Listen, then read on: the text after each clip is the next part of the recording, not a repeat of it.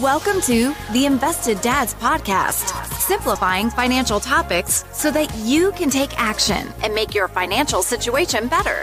Helping you to understand the current world of financial planning and investments, here are your hosts, Josh Robb and Austin Wilson. All right, hey, welcome back to the Invested Dads Podcast, and a happy Mother's Day week to all the moms out there. I'm going to plug a very special shout out to my mom, Debbie. Thanks for making me who I am today. Literally. Yeah, making literally. You who you are today. She's my mom. Love her.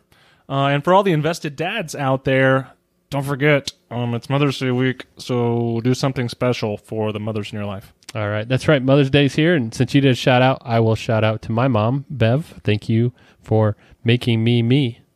Seems like a song or something. It's true. Yeah, you should write a song about that. But yeah, for Mother's Day, we thought we would do some flowers for Mother's Day. Aw. Yeah, special flowers. Cute. Special flowers. And you'll find out in a minute what we're talking about. Today's episode, though, is about asset bubbles. Yep. Good stuff. At first, I thought that was like a fart joke, but it's not. Nope. It's a whole other thing. That's a whole other thing. But an asset bubble is when the price of something, could be anything, rises above the actual value of what it's worth and above historic values, or one or the other. I mean, it's really just a displacement in pricing of something. It's like, it's a disconnection between price and value. Yeah. Example, not real. This is not one of the asset bubbles of the past. Let's say I have bubble gum, and then you could buy it for $1. Double bubble. Buy it for $1 at the store, blow the bubbles, have fun, chew it. And all of a sudden, somebody thinks, man, I want to make a new digital bubble currency traded with double bubble on the market. And then all of a sudden, bubble gum's in demand, and now it costs $20 to buy a pack of bubble gum. And it's only costing that because people are buying it, and it goes up in price. And then all of a sudden, people realize, wait a minute, this is bubble gum, this is stupid.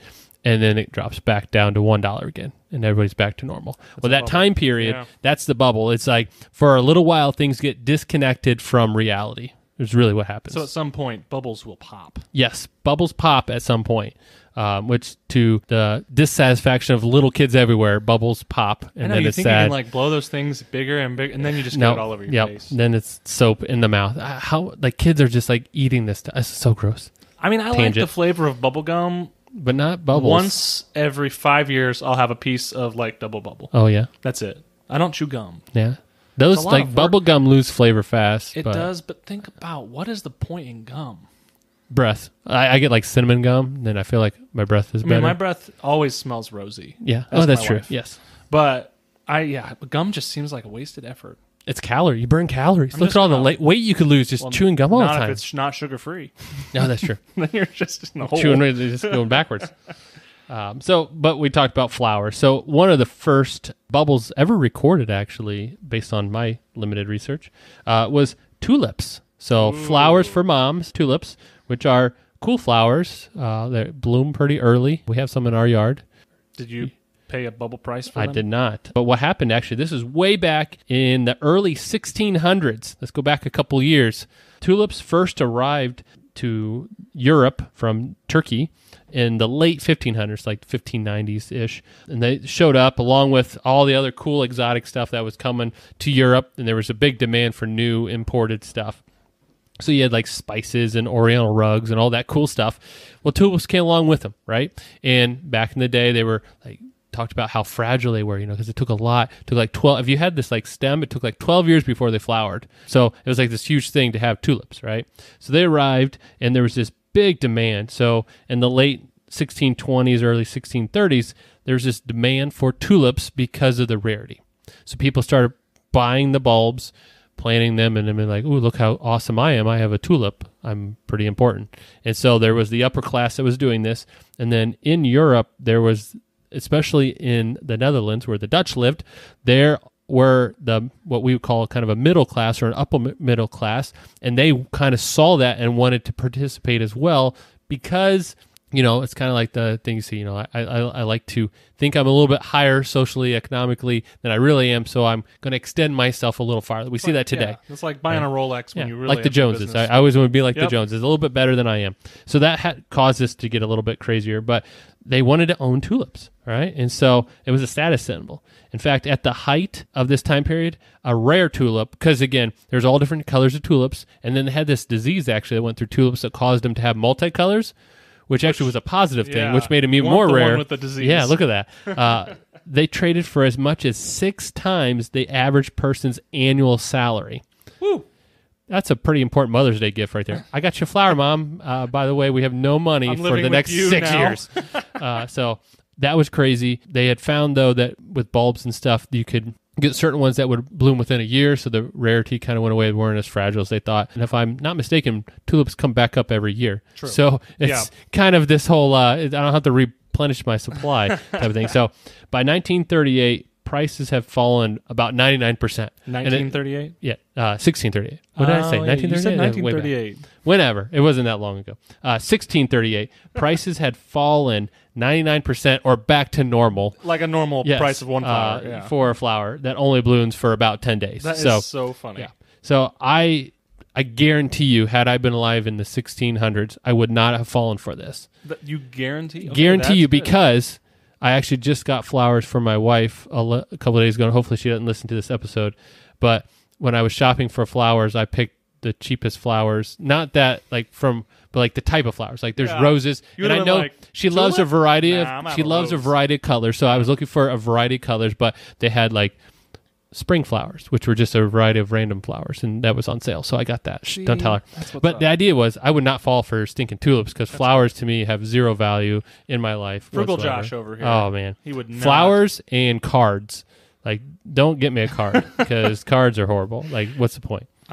Now, to be fair, recent research has actually suggested that this particular bubble was limited to a smaller number of people. So it was like not crazy widespread. Right. It was really, like Josh said, the upper middle class and the wealthy class at that time. So it's an interesting thing, but it really wasn't as big as, maybe some people would make it sound. But it definitely was a bubble, and it is thought that some groups of people built up this incident really to warn investors from getting out of control with other asset classes or other bubbles going down the road. Looking back on it, was so dumb what they were bidding the price up on, that they were using that as a teaching tool. Yeah. I saw one article, they said it was maybe hundreds of people, like not huge countries getting caught up in this, but just this group of people that were like, in a sense, trying to outdo each other with this thing. Kind of reminded me of like Beanie Babies type of thing. Like, I don't think that was really a bubble, but it was kind of on, it was just such a small, limited thing, but that's kind of the idea. Moments. Oh man. So there's, things. So let's talk about a more recent bubble. And I don't even really know, I don't know if it's old enough yet that we can look back and say it was a bubble, but it was definitely bubble-esque in many ways. So think about Bitcoin.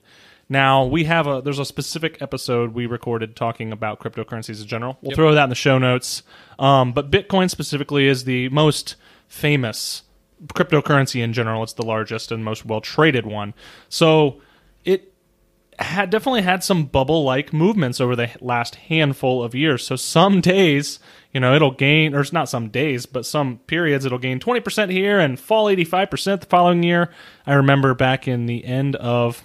was it 2017? At the end of 2017, that thing was going crazy. Bitcoin was up, 100 and some percent easy in a year, over 16,000 per Bitcoin, and then pretty much tanked, at the beginning of the next year. So that definitely reminded me of a bubble. And that movement over that time period was speculation as a result of a lot of investors getting caught when the price dropped. So they're like, buy. Everyone, it's going up all the time. Why wouldn't you buy? And then all of a sudden people are like, I don't really know I want to pay $19,000 for one Bitcoin. What is a Bitcoin and what does it do? Do I really want to do that? So they started pulling out. When people started pulling out, the price fell, and kind of a lot of people lost their shirts. Now, to be honest, a lot of people... Their digital shirts. They lost their digital shirts. Yeah, that's you digitally running around naked. That's not cool. But to be fair, a lot of people made a lot of money too. But it's all about timing. If you time it right, you can do well in a bubble, but most people don't because of greed. Yep. And that's the thing. Like we talk about with Bitcoin, bubbles don't mean that necessarily whatever the asset was that got appreciated and then depreciated went away. Tulips are still around. Right. They're just not priced to an extreme level. Exactly. Bitcoin's still around, and it's priced, hard to say relatively, but it's at a more realistic spot now where the average investor says, yeah, that's a fair value for what I perceive it to be at. And so that's the thing about bubbles is it can happen to anything, and it can still be a good asset, because we're going to talk about the housing bubble later on, where there's still houses are good to own, but at some point the price may be a little bit more extreme where it should be. Yeah, it's really all about supply and demand. Yep. So everything has a finite amount of supply, and when there's less of something, scarcity's up and prices go up. So it's about supply and demand, but it's really also about underlying fundamentals. And when you talk about these two examples, Bitcoin and Tulips, Bitcoin, the underlying fundamentals are very hard to understand. The quantity is hard to understand, and all of that stuff really tricky. With Tulips, it's a tulip. Yeah, but the underlying value was something new, something that people hadn't seen before, and there was perceived value of like other people will want this new item. Yeah. So specifically with crypto, there's really not enough regulation and transparency to make them super reliable with understanding how the movements work anyway. They're kind of more speculatory at this point. And speculation, or in a sense, a lot of people have the FOMO, fear of missing out. Oh, that's much better. Yes. I didn't want to have to check the explicit box on our podcast here. Thank you. The idea there, the FOMO, is the idea that, hey, everybody else is gaining all this on whatever the asset is, a tulip or whatever. I want to participate.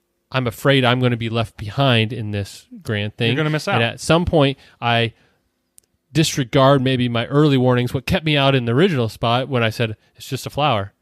And then now it's like, well, okay, it's just a flower, but, and then I add that but in there, and then whatever follows that is just irrational thoughts, and I go into it, in a sense, against my better judgment. The fear of missing out. Right. It's like you'll buy in at whatever price because you would just want to ride it up because it's gone up and gone up and gone up. It's not about really what's going on. So, yeah, FOMO is a real thing, and it's driven a lot of these bubbles, and we'll talk about a few more examples here shortly. All right, but first, I have the dad joke of the week. Dad joke of the week? I actually have two. Dad jokes of the week. They're both bubble-related. All right. You ready, Austin? Oh, I'm born ready. Okay. What do you call James Bond when he's in a jacuzzi? Josh, I do not know. Bubble 07. That's awesome. Yup. Next one. What kind of scientist put bubbles in soda? Yep, got nothing. Physicist. Physicist. Okay, Josh, I'm going to cut you off. Good times. Bubble jokes. It's bubble jokes. It's dad joke of the week. Enjoy. So, real life examples of some bubbles other than the ones we talked about. There's been a lot of bubbles in history. So we're going to talk about 4 more here. So, here's one. Remember the .com bubble, Josh? Yes. So 99, 2000 time period. So in the late 90s into 2000, investors were crazy about the internet. So really anything with .com in the name or associated with the internet at all, the business just took off, either from its IPO or if it was already publicly traded. The stock prices just took off. It was unbelievable.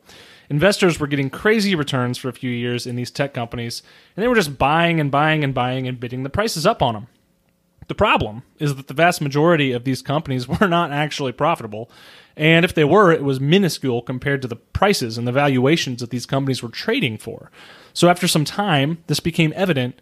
Tech prices crashed. I mean hard. So the NASDAQ specifically was trading at nearly 4,600 on March 31st, 2000, but closed at less than 1,200 on 9/30 or September 30th, 2002. So yeah, 74% of value in that tech-heavy index gone in a year and a half.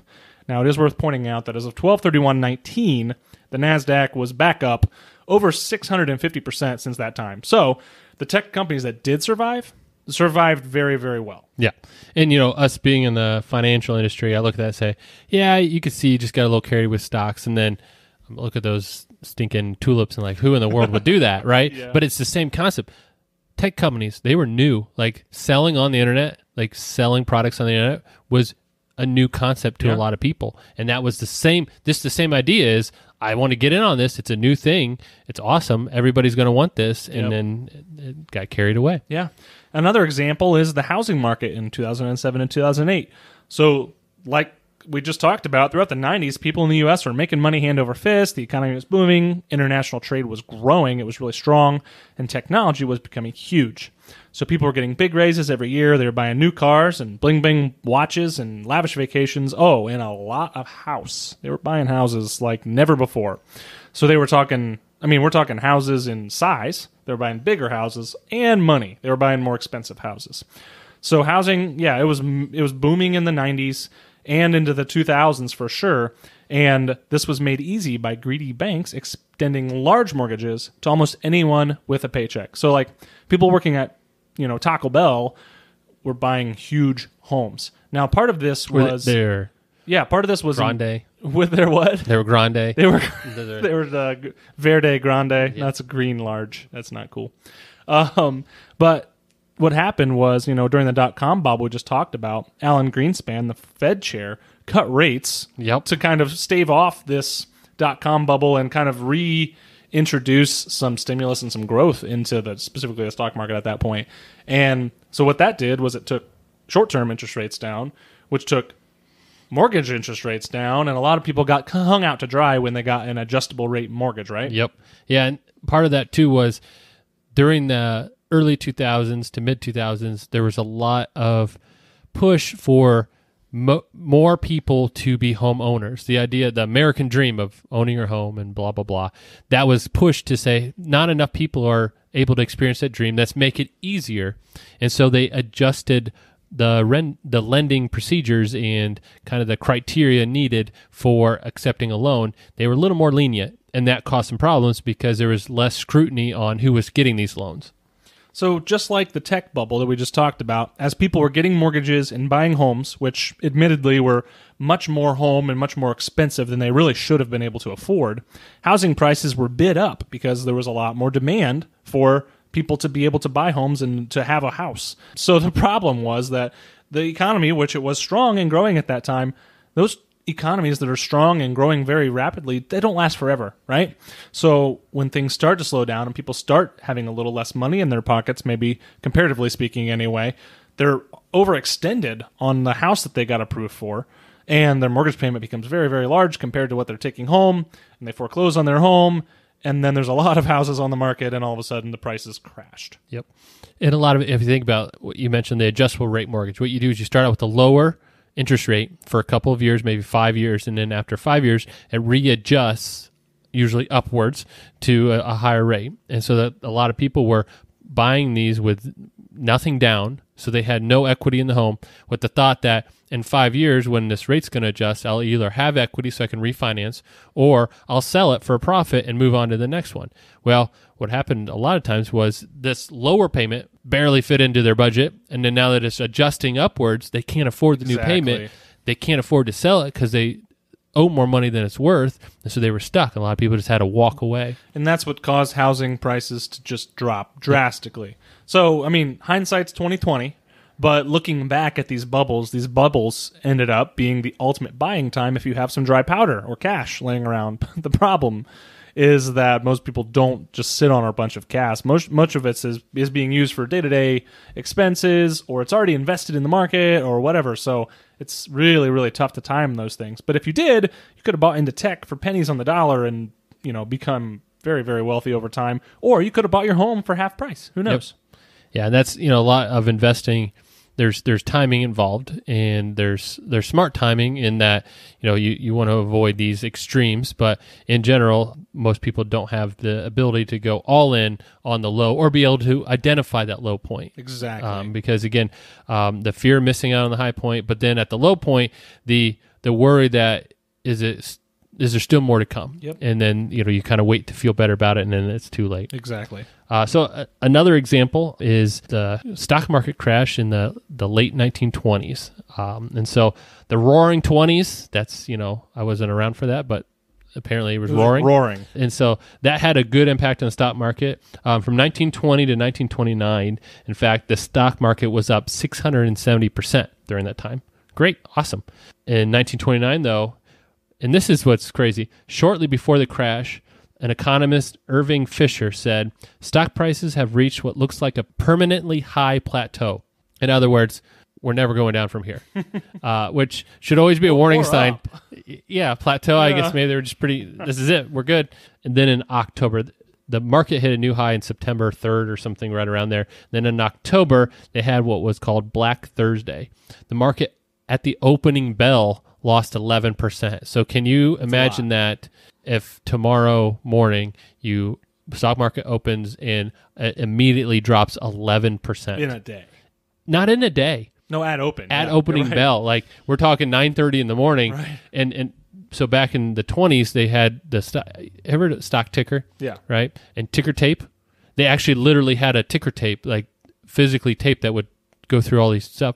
Because of this huge onslaught of selling that happened from this, the ticker tape was taking so long to spit out all the stuff that everything was delayed. And so the average person actually that was not on the trading floor did not even realize what was happening because it was so delayed on this tape printing out all the crap that it had to do.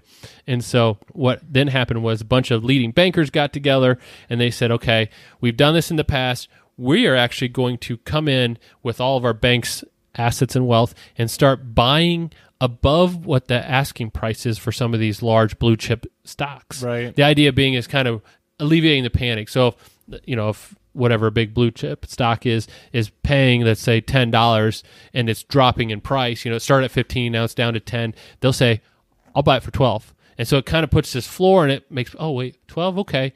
They're not too worried about it. Maybe I'm okay with it, and they're kind of slowing down that drop. And it still did not stop the entire drop. Well, so from the end of the day, it was only down 6. So they brought it back up on the end of that day. But then Black Monday happened. So that was Thursday. Then Black Monday happened where the market lost 13%. Then we had Black Tuesday where the market lost another 12%. So that was fun. That's a bad week. But overall, the market lost 89%, almost 90% of value during that time frame. And so this happened in 1929. Yeah. The market did not make a new high until November of 1954. That is a long bear market. That's a long recovery during that time frame. So that was a big crash. And when we talk about bubble, it was the market in general. And it wasn't one particular asset class that was causing it, but the market in general had this bubble effect, partly because fewer people were actually investing in stocks during that time frame. So in a sense, it was its own smaller asset class from, if you look at it from an old U.S. economic thing. A lot of people own more farmland, things like that. Yep. Yeah. But the market cap was like, I don't know, $1.5 trillion for the top grouping of stocks. They lost about $1 trillion in assets. So, they lost a lot of money. Yeah. So it was pretty rough. Another example, and this is what was, and I was looking at a couple articles for this, they were kind of determining to be kind of one of the biggest bubbles of all time. And the reason for that is kind of the size, the scope, and the impact of this. And so I'm talking about Japan.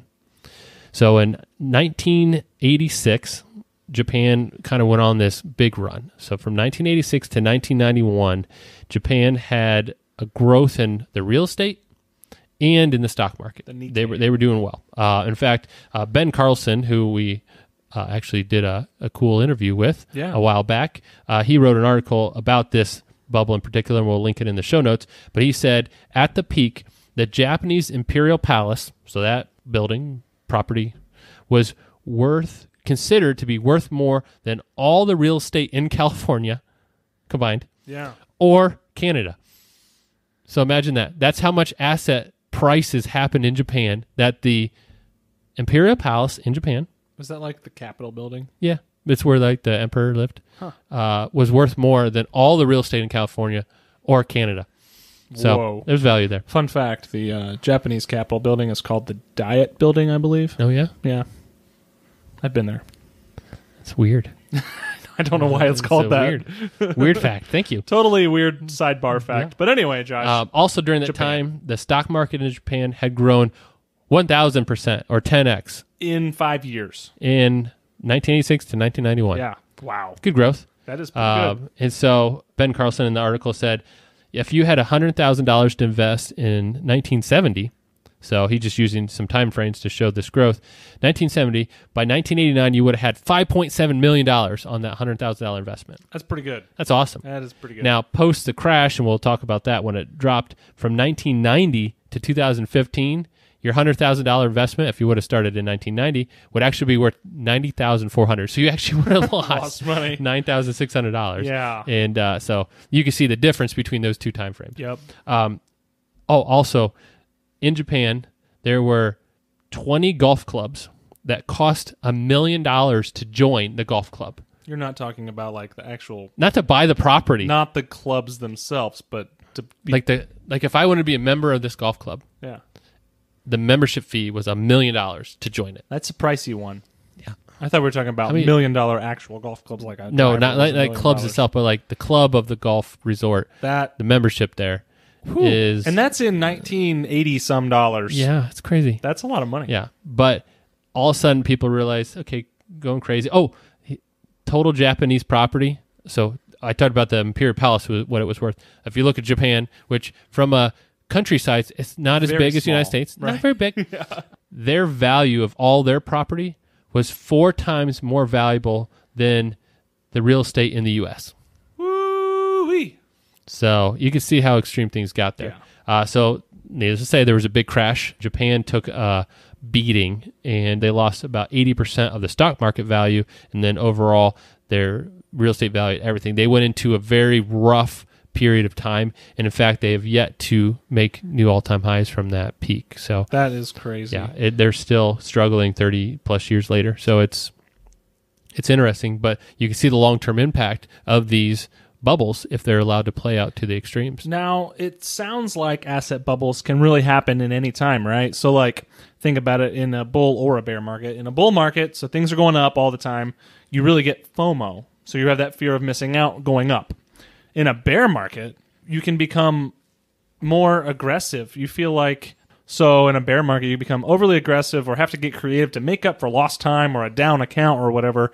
And so you can really get it on both sides, get these bubble impacts on both sides of the way that the overall trend is moving. And a lot of really smart people have gotten caught up in these over time. But the biggest thing to remember is not to let FOMO drive your decisions. So don't have that fear of missing out. You just have to stick to the plan. And if something doesn't make sense, you can't explain the reason for the rapid price movement, it's really not probably worth taking a risk on and investing in. Yeah, and the key is to know wealth takes time. To do it right, to do it without taking those crazy risks that have that high probability of success or failure, with those extremes, it takes time to build wealth. Consistency is key. Right. Get a plan, stick to it, periodically be adding your money, especially while you're working, talk about that, 401k, those payroll deductions. Make sure you're doing the steps yourself and then let the market do what historically it has done and to grow faster than inflation. And that's really the goal. And so we advise everybody out there, focus on those long-term goals, build a sustainable plan, and then make sure you have an advisor there to help, because hopefully there'll be people there to help you, to discourage you from looking into those things. And there were advisors got caught up in these as well. They're not immune, but hopefully with a couple heads together, you can say, okay, realistically, are we thinking rationally on this? Or at least, am I putting too much of my assets in a venture that could not turn out? Because again, we've talked about it before. Maybe it's fun to try things or take a little risk. If you can match that in your portfolio and you have the tolerance for it, great. But make sure it's not going to hurt your long-term goals by taking those risks in a venture that, even in starting a business, there's risk involved. Like, what will that do to my long-term chances? So to make sure that you kind of keep track and keep on the path with your long-term goals, just don't forget, we've got a free gift for you on our website, a brief list of 8 timeless principles of investing. These are overarching themes meant to keep you on track to meet those goals over time. So check it out. It's on our website.